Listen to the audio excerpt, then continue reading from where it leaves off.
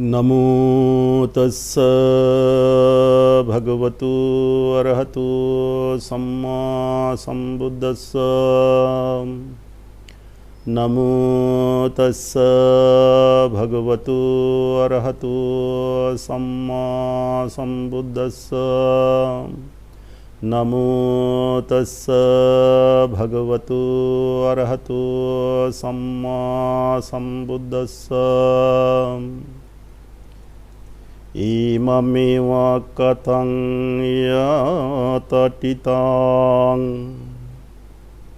यतपनीतं दतुसोपस्सभेक्खाति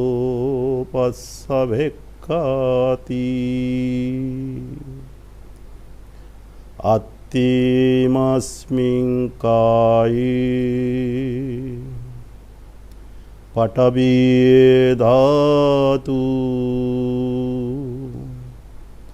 आपो धातु तेजो धातु वायु धातुति स्यात्तापि भिक्खवे धक्को गो घातको वा गो गथकान्तिवादी वा गब्बिं वदित्वा चतुर्महापथे किलासो पठिविजित्वा निसिन्नो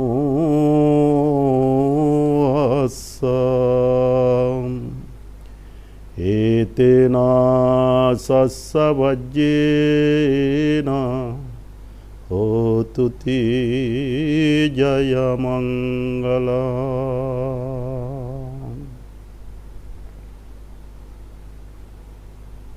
অদ্য 30শে জুলাই শনিবার পারমিবান সত্যদের উদ্দেশ্যে আজকে এই ধর্মদেশনা আষাঢ়ী পূর্ণিমার উপসৎ অষ্টমী উপসৎ দিবসে সমস্ত প্রাণীকুলকে মৈত্রীময় আশীর্বাদ পুণ্যদান করছি। বুদ্ধের সেই মহামন্ত্রের মাধ্যমে আমরা যারা সত্যগণ পৃথিবীতে অবস্থান করছি সবার মঙ্গল সাধিত হোক। বিশ্বব্যাপী যে করোনা প্রাদুর্ভাবে সবাই আক্রান্ত, সেই মহাবিপদ থেকে আমরা যেন এই বুদ্ধের ধর্মকে অনুসরণ করেই আমরা যেন সবাই সুস্থ থাকতে পারি, শারীরিক এবং মানসিকভাবে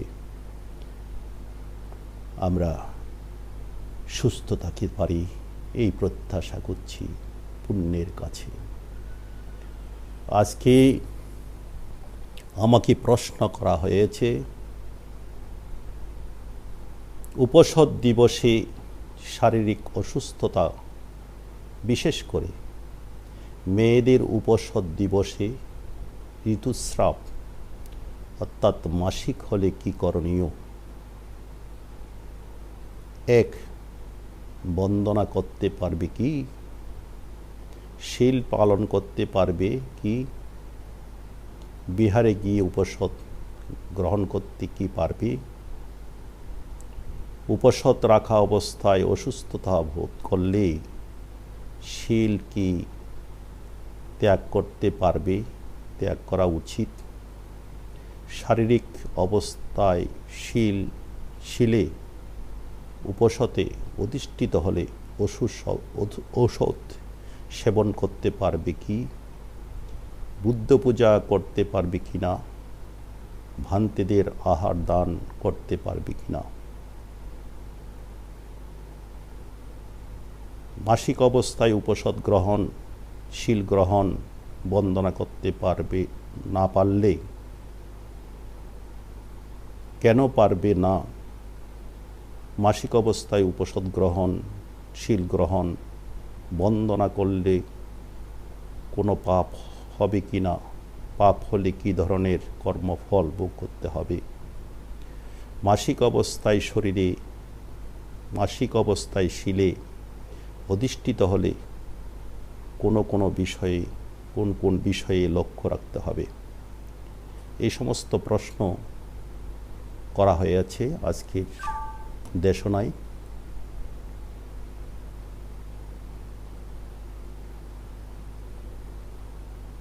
আমি ভগবান তথাগত সম্যক সম্বুদ্ধের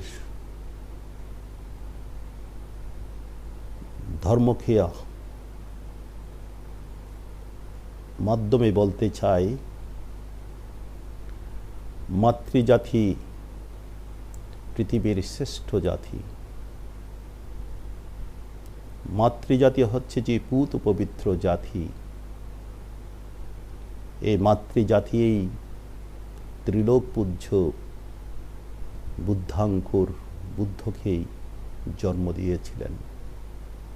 এই মাতৃজাতিই অরহত তথা সুতাপত্য অনাগামী সঙ্গীতাগামী পারমিবান, যত পারমিবান সত্য আছে আর্যপুৎকল সহ সবাইকে জন্ম দিয়েছেন এই মাতৃজাতি। এই মাতৃজাতি বিশ্বখ্যাত সক্রেটিসকে জন্ম দিয়েছেন। এই মাতৃজাতি দার্শনিক আইনস্টাইনকে জন্ম দিয়েছেন। এই মাতৃজাতি বঙ্গবন্ধু শেখ মুজিবুর রহমানকে জন্ম দিয়েছেন। এই মাতৃজাতি রবীন্দ্রনাথ ঠাকুর, কাজী নজরুল ইসলাম, মাদার তেরেসার মতো নন্দিত পুরুষদেরকে পৃথিবীতে তারা জন্ম দিয়েছিলেন। সুতরাং এই মাতৃজাতির কে নিয়ে এরকম প্রশ্ন, এরকম বিতর্কিত প্রশ্ন লৌকিক দৃষ্টিতে এই হীন চিন্তার বুদ্ধ শাস্ত্রে কোনো অবকাশ নেই। তাই বুদ্ধ ধর্ম মতে ভগবান তথাগত সম্যক সম্বুদ্ধ শুধু বলেছেন মানুষের মধ্যে, এখানে পুরুষ এবং স্ত্রীলোকের কথা বলা হয়নি। বুদ্ধ বলেছেন ৩২ প্রকার অশুচির কথা। এই ৩২ প্রকার অশুচি কথাই তিনি বলেছেন। এখন আমরা যারা পৃথিবীতে আবির্ভূত হয়েছি, কেউ বলতে পারবে না আমি শুভ। পুরুষ হোক আর স্ত্রীলোক হোক, পিতৃজাতি হোক আর মাতৃজাতি হোক, ভাই হোক বোন হোক, কেউ বলতে পারবে না। কারণ লোকোত্তর দৃষ্টিতে আমরা সব কিছুই, আমার অঙ্গ প্রত্যঙ্গ যত অঙ্গ প্রত্যঙ্গ আছে সবই কিন্তু অশুভ। এই অশুভকে শুভ করার জন্য প্রতিনিয়ত আমরা আমাদের জীবনকে পরিচর্যা করে থাকি। এই সুতরাং এই আমাদের শাস্ত্রে উল্লেখ আছে, কোনো অমঙ্গলিক যদি কোনো কিছু হয় তখন মাঙ্গলিক কর্ম সম্পাদন করা হয়। আমাদের এই প্রশ্নগুলোর পরিপ্রেক্ষিতে বলতে পারি যে অমঙ্গলিক কথাগুলো এখানে উল্লেখ করা হয়েছে, দোষের কথা বলা হয়েছে, যে মাতৃজাতির যদি ঋতুস্রাব হয়, মাসিক হয়, তারা বন্দনা করতে পারবে কিনা, শীল প্রতিপালন করতে পারবে কিনা, বুদ্ধ পূজা করতে পারবে কিনা, উপসদ গ্রহণ করতে পারবে কিনা। আমি বলি প্রতিটা মানুষের মধ্যেই যে আমরা প্রতিনিয়ত অশুভের সাথে বসবাস করছি, কিন্তু আমরা লৌকিক দৃষ্টিতে মনে করছি আমরা পূত পবিত্র অপবিত্র, কিন্তু লোকোত্তর দৃষ্টিতেই আমরা কিন্তু এই অপবিত্র শরীরকে নিয়েই আমরা ধারণ করেই আমরা জীবন অতিবাহিত করছি। আমরা প্রতি মুহূর্তে আমাদের শরীর থেকে ময়লা আবর্জনা বের হচ্ছে, এগুলো কি শুভ? আমাদের প্রতিনিয়ত আমরা চোখ দিয়ে ময়লা বের হচ্ছে, নাক দিয়ে ময়লা বের হচ্ছে, কান দিয়ে ময়লা বের হচ্ছে, মুখ দিয়ে ময়লা বের হচ্ছে, প্রস্রাব পায়খানা, শরীর থেকে লোম দিয়ে আমাদের প্রতিনিয়ত অশুভ ঘাম বের হচ্ছে। সুতরাং এগুলোকে পরিষ্কার, এগুলো সব পৃথিবী, এই দেহের মধ্যে যা আছে সব এই অপবিত্র। এই পবিত্রতা পরিষ্কার পরিচ্ছন্ন রাখার জন্য আমরা প্রতি মুহূর্তেই আমরা পরিচর্যায় নিয়োজিত আছি। সুতরাং আজকে যে প্রশ্নগুলো খোলা হলো, সেই জন্য বুদ্ধ বললেন, আমাদের এই ভৌতিক দেহস্থ 32 প্রকার অশুভ পদার্থের মধ্যেই কেশ, লোভ, নখ, দন্ত, মস্তকাদি 20টি অশুভ জিনিসকে পৃথিবী ধাতু বলা হয়। পিত্ত শ্লাষ্দি অবশিষ্ট 12টি অশুভ জিনিস আপো ধাতু নামে অভিহিত করা হয়। সন্তাপ, জীর্ণদাহ, পাচক ইত্যাদি গুণ তেজ ধাতু অন্তর্গত, এবং ঊর্ধ্বগামী বায়ু, অধোগামী বায়ু, কুক্ষিশয় বায়ু, কোষ্ঠাশয় বায়ু, অঙ্গ প্রত্যঙ্গানুসারী ও আশ্বাস প্রশ্বাস বায়ু, দেহজ, এই 6 প্রকারে বায়ুকে বায়ু ধাতু বলা হয়েছে। ইচ্ছাপথের অনুশীলনে প্রজ্ঞা বিশুদ্ধ হলেই 4 ধাতু বিশিষ্ট এই ভৌতিক দেহের সকল অশুভ পদার্থসমূহ বিভিন্ন সময় বিভিন্ন রূপে সাধকের মানসপটে উদ্ভাসিত হয়ে ওঠে। সাধক তখন বুঝিতে পারেন, আমার শরীরের মধ্যে এই অশুভ ছাড়া শুভ বলে কোনো বস্তু নাই, কোনো পদার্থ নেই। সুতরাং আমি আশ্বস্ত করতে চাই, আমি বুদ্ধের ভাষায় বলতে চাই, আমাদের মাতৃজাতিকে ছোট করার, মাতৃজাতিকে এই সমস্ত হীন লৌকিক দৃষ্টিতে এই সমস্ত বিষয়কে ধর্মীয় অনুশাসনে এনে মাতৃজাতিকে ছোট করার, মাতৃজাতিকে এই ধর্ম থেকে পিছনে ফেলে আমরা এই ধর্মকে ভালোভাবে জানতে পারবো না। সুতরাং আমি সবার প্রতি এই মাতৃজাতির যেই ঋতুস্রাব বলুন, মাসিক বলুন, এগুলো হচ্ছে কোনো রোগ নয়, কোনো অশুভ নয়, শুভ নয়, অশুভ নয়, এরকম চিন্তা চেতনা করলেই আমাদের এগুলোর প্রশ্নর উদ্ঘাটন করার কোনো অবকাশ নেই। সুতরাং আমি এই কথাই বলবো, আমরা সবাই বুদ্ধের ভাষায় বলবো, এই মানব জাতির শুধু বুদ্ধ বলেছেন 32 প্রকার অশুচি। আমার মাথার চুল থেকে পায়ের তলা পর্যন্ত যে সমস্ত অঙ্গ প্রত্যঙ্গ আছে, এটা হচ্ছে যে পচনশীল, এটা শুভ নয়, অশুভ। আমরা যখন দেহ ত্যাগ করি, এই দেহটাই অশুভ হয়ে যায়। যতক্ষণ পর্যন্ত প্রাণ আছি এগুলো পরিচর্যা করে বলেই আমি শুভ থাকতে চেষ্টা করি। যখনই পরিচর্যা করার ক্ষমতা থাকে না, তখন আমরা এই দেহটাকে অশুভ হয়ে দাঁড়াই।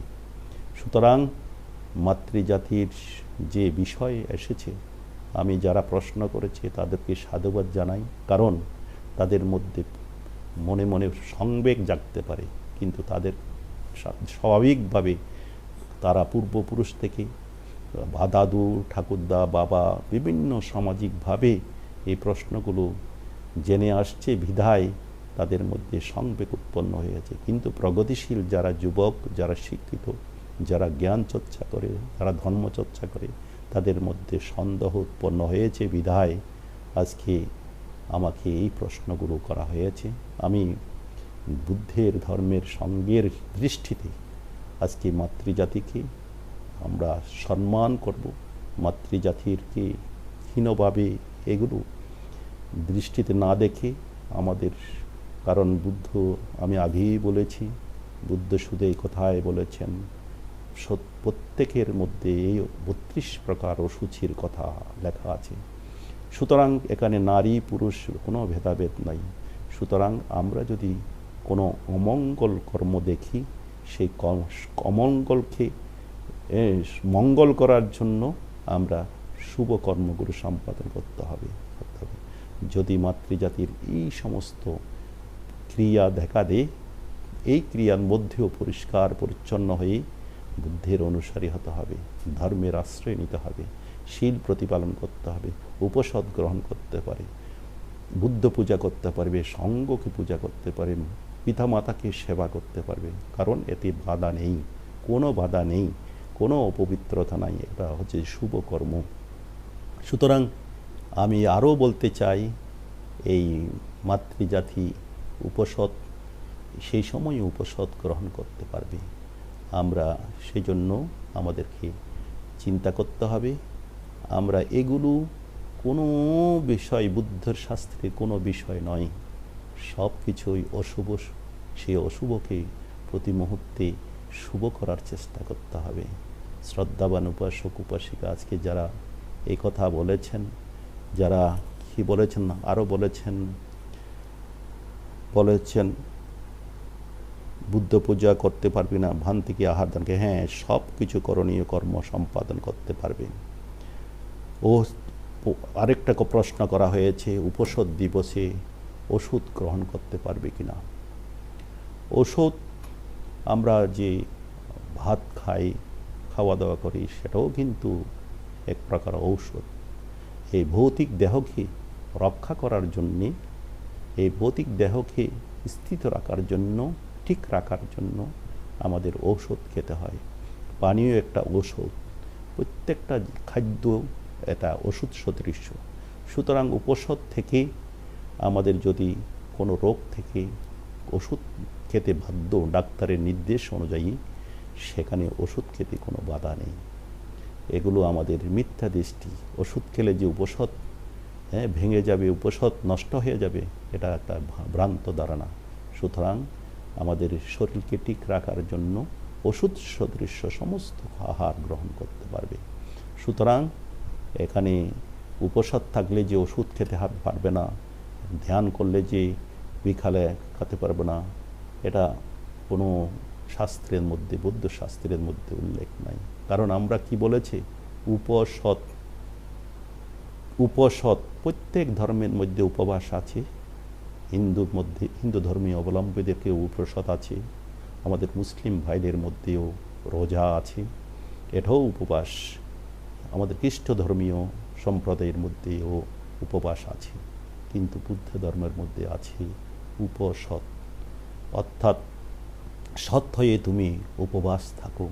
অর্থাৎ সৎ মানে কি, আমাদের অষ্টশীলের মধ্যে 3 নম্বর যে শীল আছে, আব্রহ্মচারিয়া বীরমণি শিক্ষাপদম সমদিয়ামি, ব্রহ্মচর্য জীবন প্রতিপালন করে তুমি উপবাস থাকো। ভিখালা ভোজনা, অর্থাৎ তুমি পূত পবিত্র হয়ে তুমি বিখালা ভোজনা করবে না। অর্থাৎ 12টা বিকাল হচ্ছে যে 12টার পূর্বে, 12টার পরে হচ্ছে যে বিকালা।